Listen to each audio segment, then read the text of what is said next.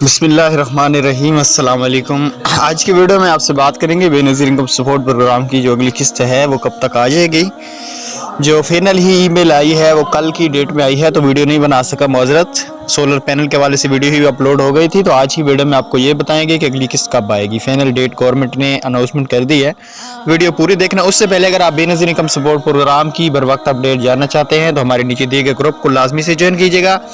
चले आज की वीडियो को शुरू कर लेते हैं। बेनज़ीर इनकम सपोर्ट प्रोग्राम की जो अगली किस्त है वो जल्द ही आने वाली है इसी मंथ में, क्योंकि कल से HBL का जो मुआहदा है वो ख़त्म हो चुका है HBL BSP से। ईमेल आपको स्क्रीन पे शो हो रही होगी, आप ये मज़ीद इसको देख सकते हैं। ये रियल ईमेल है, इसमें कोई भी एडिटिंग वगैरह नहीं की गई।